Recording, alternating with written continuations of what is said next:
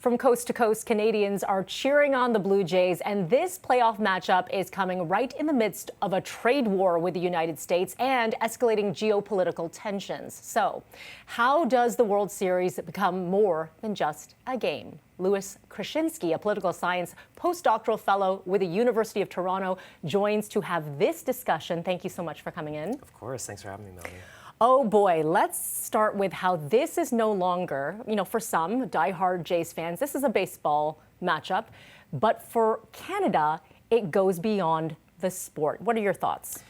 Yeah, well, the Blue Jays are the only team in Canada, right? And, it's sort of, we see it in the Stanley Cup when you're getting down near the end and who's the last Canadian team in it. And the whole country really unites behind it. And the Toronto Blue Jays have marketed themselves for a long time as Canada's team. And, we're seeing that in the forefront right here through this postseason run. And sports has a power beyond just the game to really, influence people's lives. It can be, something that distracts you from a tough time, something that, you look forward to throughout the day, a piece of excitement.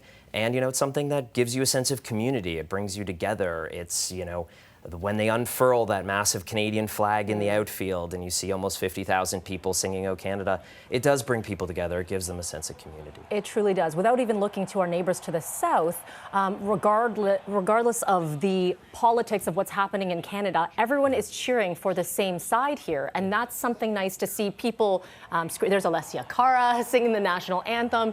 It's quite beautiful to see. But what's interesting also, we've got Freddie Freeman, who's... Yeah. He of course has Canadian roots, and he was getting cheers here in Canada. What does that mean for you here? It takes away the politics, but you're still cheering for homegrown talent. It does. I mean, it's not as I think it's not as clean cut as it would be, when it was Team Canada versus, Team US in the Four Nations face-off, for example, right? Because you've got Freddie Freeman on the other side, who very proudly, plays for Team Canada in the WBC, and you've got a lot of American players on the Toronto Blue Jays, yes. And you've got international players from the Dominican and from Japan and from elsewhere. So it isn't as sort of, clear as day Canada versus the United States. And, we have seen those moments where they're cheering for Freddie Freeman, cheering for Teoscar Hernandez, old friend of the Toronto Blue Jays. But, I think to its core, there is still a lot of pride on the line and a lot of sense of, this is a real moment for Canadians to kind of get behind the one team that they're all cheering for. You talked about the Four Nations Cup, and this was interesting. Of course, Canada winning in OT against the U.S. And I remember at this point, Trudeau was saying, you can't take our sport, right? There was the whole talk of the 51st state, that rhetoric coming from U.S. President Donald Trump. And then everyone was saying, again, this was no longer about hockey here, just like this is no longer just about baseball here. What was interesting, though, in the Four Nations Cup, you heard booing during the national anthems. It seems like that piece is gone.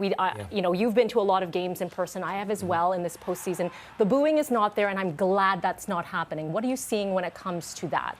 Yeah, well, I'd say this moment in Canadian Pride is a little bit less belligerent, maybe, than it was, 6 months ago, right? It's just a little bit more.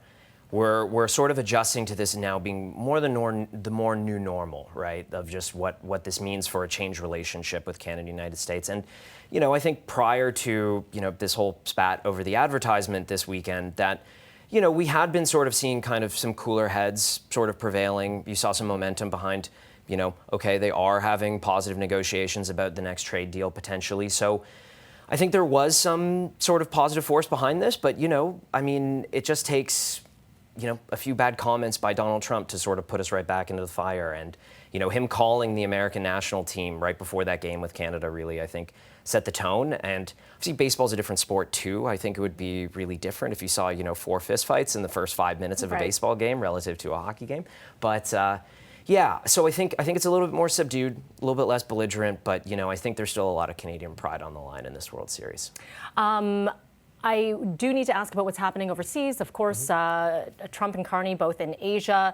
The talk's not resuming just now because things are tense, as per you alluded to that anti-tariff ad coming out of Ontario, airing during the World Series in the U.S. Do you think this is going to really hurt us? It's a great question. I think it's just so tough to predict anything with Trump. I just think he's a very emotional ruler. He is someone who logic and reason doesn't always rule the day in his mind, and you just never really know what he's going to react to. I think, when it comes to thinking about this ad specifically, you have to look at it in two ways. One, it's an extremely effective advertisement in terms of reaching a lot of people because, not only was it in a primetime slot in the World Series in the US, but now you have a lot of people sharing it, a lot of people talking about it. It was front page of the New York Times for a day, right?